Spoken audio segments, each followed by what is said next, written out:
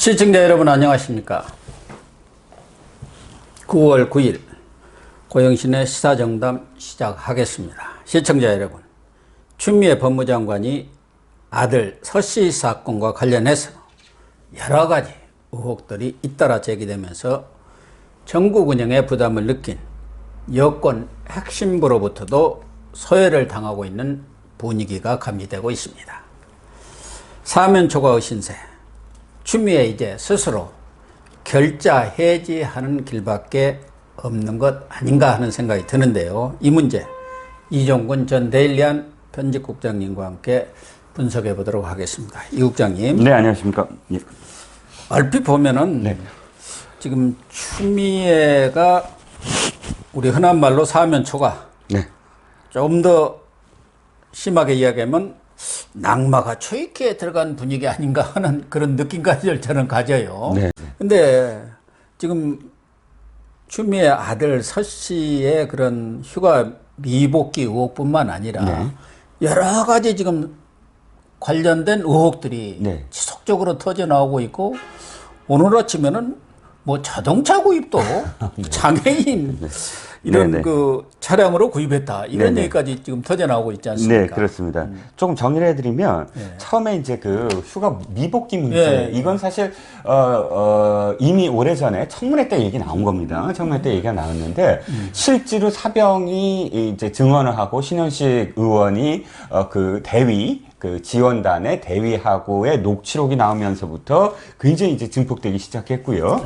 그 다음에 터져 나온 게 통역병 관련해서 2018년 동계올림픽과 관련해서 통역병으로 차출해달라라는 민원이 들어왔다라는 게 또 하나의 어떤 의혹. 그 다음에 그 자대 배치. 자대 배치죠. 그러니까 이 카투사도 원래 논사 훈련이 끝난 다음에 거기서 이 카투사로 배정을 받으면 또 다시 훈련을 받고 마지막으로 다 모여서 자대 배치를 하는데, 최고의 그 부대가 용산이라는 거죠. 그렇죠. 서울에 있으니까. 서울에 있고, 뭐 휴가 나오면 바로 그냥 코앞이 그냥 서울 시내니까. 그래서 용산에 배정해 달라라는 압력. 그러니까 아들과 관련해서는 큰 줄기로 이 세 가지가 지금 계속 압력을 받고 있고, 여기에 이제 플러스가 딸입니다. 예. 딸이 이제 프랑스 유학을 가는데, 이 외교부에 빨리 비자를, 나오게 해달라라는 그런 청탁을 넣었다는 게 또 한 줄기. 그 다음에 말씀하셨던 자동차 문제입니다.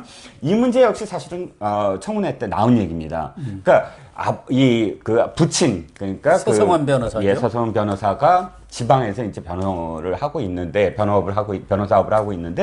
장애인인가 봅니다. 그래서, 원래 장애인이 이 소유주인 차량에 대해서는 세금 감면에 뭐 LPG 차량도 옛날에는 뭐 특별히 할 수가 있고, 주차도 뭐 굉장히 엄청나게 많은 혜택이 있죠. 그런데 이 문제는 청문회 때 이렇게 얘기를 했습니다. 그러니까 이 추미애가 어떻게 얘기했냐면, 자, 아버지가 장애인인데 아들이 그것을 뭐 공동 소유한 것은 장애인 아버지를 병원에 맨날 데려다 주기 위함이다. 그리고 이 차는 사실 공동으로 소유하고 있다. 이런 식으로 해서 넘어갔습니다. 근데 이번에 이 문제가 된 건 뭐냐면 이겁니다. 까봤더니 지분이 아버지는 1%, 아들은 99%, 즉 1%라는 건 누군가리고 그러니까 그냥 장애인 소유주의 차량이다라는 걸 하기 위해서 1%라는 걸 하고, 그냥 아들한테 아들이 그걸 끌게 만든다. 혜택은 주고 아들이 끌게 만든 아빠 찬스를 쓰게 했다라는 지금 이 해석이 붙은 그런 기사입니다.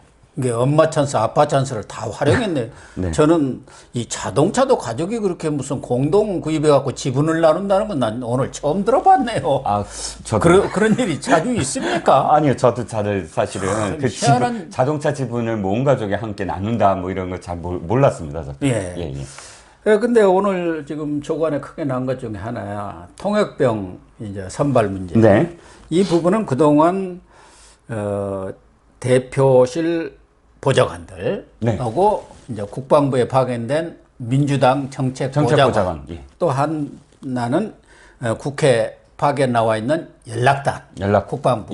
그 선에서 지금까지 이런 청탁이라든가 전화가 오고 간 걸로 되어 있었는데, 지금 아침에 몇몇 언론의 주요 보도를 보면은 그 윗선, 그러니까 추미애 장관이 국회의원 대표 시절에도 그렇고 국회의원들만 만나면은 네.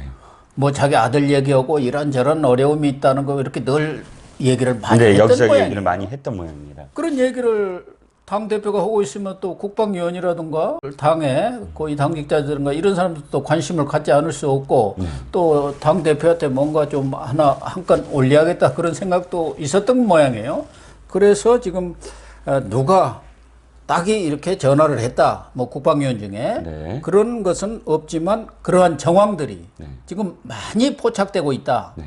그런 보도가 나왔어요. 네, 그 기사의 핵심은 이겁니다. 지금 말씀하셨듯이 그 어저께까지는 이 통역병과 관련돼서 청탁을 한 사람이 누구냐 하면 이 당 대표실에서, 그러니까 당에서 파견된, 당에서 주로 이제 집권 여당이면 장관 각 그 부처에 네. 정책보좌관을 아마 제 기억에 김대중 대통령 시절인가 노무현 대통령 시절에 아마 만든 것 같은데 이런 아마 시절이 노무현 대통령 시절. 노무현 대통령 시절부터인가요? 어쨌든 그렇습니다. 노무현 대통령 시절입니다. 왜냐하면 이명박 대통령 시절에 그걸 그대로 하느냐 안 하느냐 해갖고 뭐 논란이 예, 있었던 예. 거로 기억합니다. 그래서 어쨌든 그래서 정책보좌관이라고 당에서 파견된 사람들이 있습니다. 근데 이 A 씨가 주로 많이 청탁을 여기저기 해놨다. 그리고 송영무 장관 얘기입니다. 송영무 장관이 전 장관이죠. 국방장관이. 근데 이 사람이 내 이름을 팔고 다녔더라. 예. 이런 식으로 해서 일단 거리를 두기를 하는 건지 아니면 떠넘기를 하는 건지 뭐 여러 가지 의미로 해석이 되지만 어쨌든 그 사람을 지목을 했어요. 어저께까지. 예. 근데 오늘 기사는 그 윗선에서도 연락이 왔더라. 근데 그 윗선은 단순히 당 대표실의 보좌관 정도가 아니라 의원 신분일 것으로 지금 그 기사는 몰아가고 있고요. 아무래도 국방위원들 아니겠습니까? 국방위원들이겠죠. 그런데 그 기사의 흐름은 제가 좀 납득이 안 갑니다. 아무리요, 이게요, 이렇습니다. 그러니까 지금 그 기사는 아까 그 교수님께서 말씀하셨듯이 이렇게 해석을 해요. 당대표인 추미애가 직접적으로 뭐 이렇게 부탁을 하지 않았더라도 국방위원인 의원들이 하도 얘기를 많이 들으니까 잘 보이려고 알아서 전화를 했을 수도 있다라는 식으로 이제 기사가 흐름이 있는데 예. 실제로요, 뭐 선생님 잘 보시지만 이 서로의 공과를 확실하게 하는 게 국회의원들 아니겠습니까? 네, 그러면요. 예. 그러니까 어렴풋이 이게 지금 뭐 내가 빨리 전화를 해서 이게 공을 세운다라는 어떤 개념이 있을까요? 없죠. 국회의원들이 왜 그렇게 합니까? 일반 그 저작거리의 상인들보다 훨씬 더 이제 받잖아요. 예. 내가 무엇을 하면 거기서 내가 무엇을 받는다라는 게 철저하게 계산되지 않고 결과가 인풋이 확실하지 않은데 아웃풋을 먼저 해서 인풋을 기대한다라는 건 있을 수가 없죠. 왜냐면 그러면 네가 알아서 한 거니까라고 안 도와주면 예. 거기에 대해서 그럼요. 저기를 피드백을 안 해주면 돼요. 예. 아니 알아서 한 거잖아. 그런데 그렇지 않죠. 확실하게 이게 이 내가 인풋을 받는다는 것을 인지시킨 다음에 아웃풋을 줘야 나한테 돌아오는 거 아니겠습니까? 기브 앤드 테이크가 잘 그럼요. 국방위원들이 추미애가 아까 그 사인도 안 보냈는데 먼저 알아서 전화를 걸 정도의 당대표 권력이다? 그건 전 아니라고 보고요. 이건 그야말로 만약에 좀 더 명확하게 드러난다면 국방위원을 포함해서 더불어민주당의 의원들이 직접적으로 압력을 넣었다고 한다면 그건 추미애가 지시를 했죠. 지시라기보단 부탁을 한 거죠. 또 하나는 그저께 SBS가 보도를 했고 잇따라 보도를 하던데 네. 지금 법무장관실에서 국방부에 전화를 해가지고 장관실로 그 통역병 이 전화한 사실에 대해서는 좀 입을 다물어 달라 일종의 회의를 했다는 그런 전화를 했다는 거예요. 물론 뭐 추미애 측에서는 부인하고 있는 것 같은데요. 네. 어쨌든 이런 얘기들도 지금 민주당 측에서 흘러나와 가지고 민주당 관계자의 발로 여권 관계자라는 게 민주당이지 뭐 다른 데 없지 않습니까? 그렇죠. 그렇게 해서 언론이 지금 청와대는 보도를 하고 안 있는 했대요. 것이고 예. 또 하나는 그 군 고위 관계자 아마 장성인 것 같아요.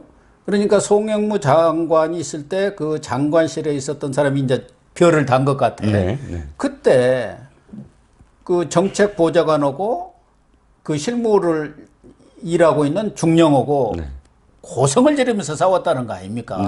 왜 그 청탁 빨리 해결 안 하냐고. 그러니까 그런 사실관계도 중요하지만 이런 내용들이 지금 어떻게 보면은 과거 같으면 입 딱 다물어야 할 내용들이 지금 막 터져 나오고 있는 거예요. 네, 그렇습니다. 당으로부터도 나오고 군심으로부터도 나오고. 그렇습니다. 그러니까 당심, 군심이 좀 돌아서고 있는 거 아닌가 하는 느낌을 저는 딱 받거든요. 그렇습니다. 청와대까지 전 포함한 것 같아요. 왜냐하면 청와대가 이번 사안과 관련해서 법률적인 검토를 했다라는 보도가 단독으로 나왔습니다. 예, 지금 나오고 있습니다. 그런데 물론 그 기사를 자세히 보면 법률적으로 검토했는데 큰 문제는 없다라는 결론을 내렸다는 게 그 기사가 이게 덧붙였지만 결론이 중요한 것이 아니라 청와대가 조용히 법률적 검토를 하고 끝내면 돼요.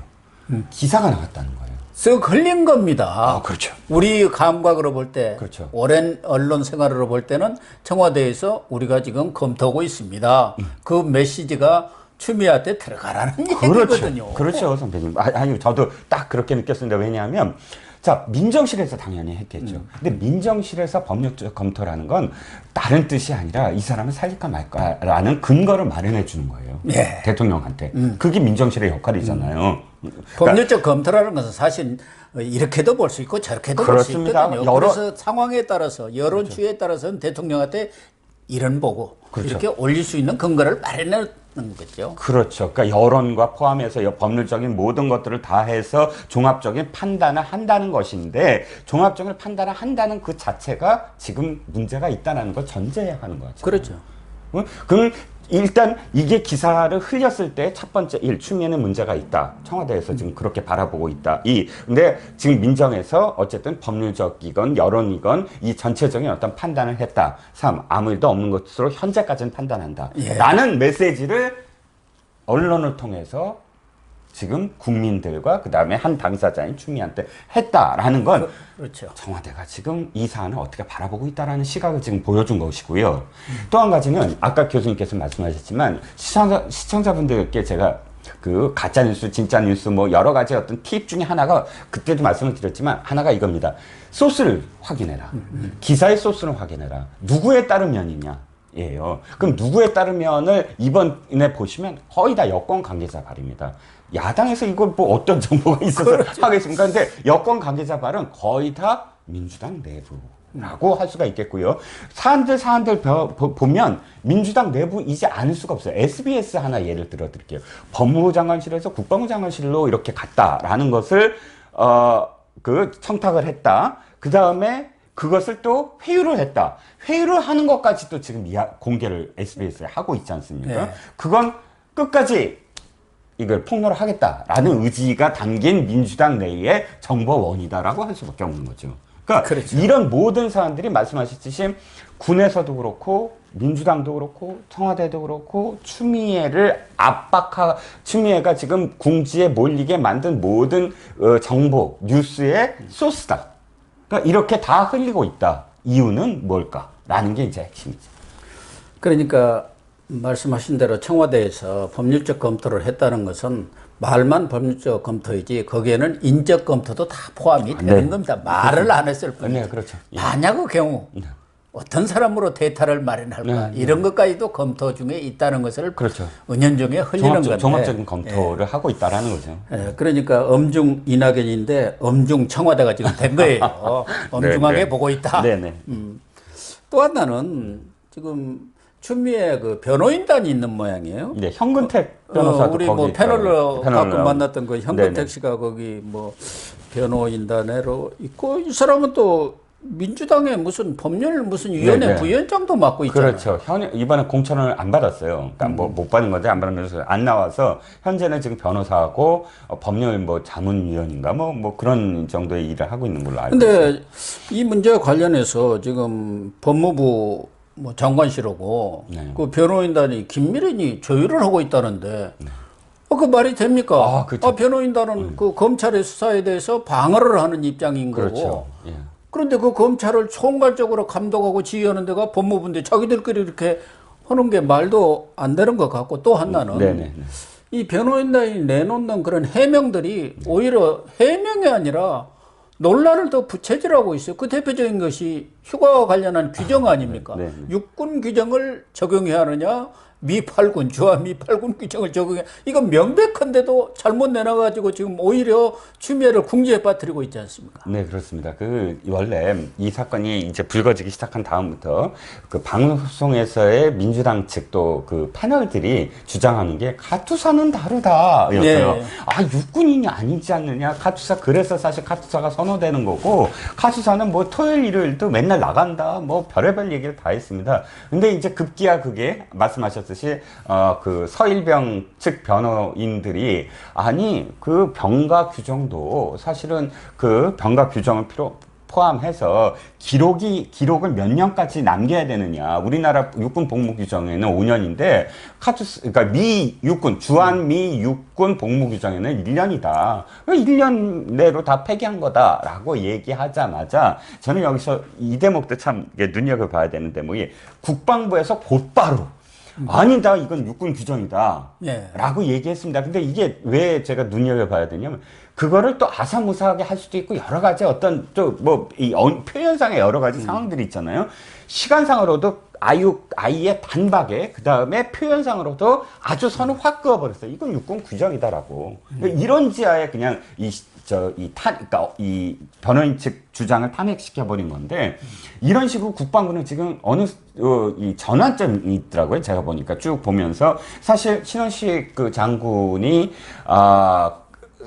여러 가지로 사실 인맥도 아직도 있지 않겠습니까? 국맥이라고 그럼요. 언론에는 예. 표현되는데 또 워낙에 신망이 높았던 장군이고 예. 하다 보니까 이 국방부에서도 신원식 의원이 있는 한에는 자기네들이 어떻게 아사무사를 못하는 거예요, 지금.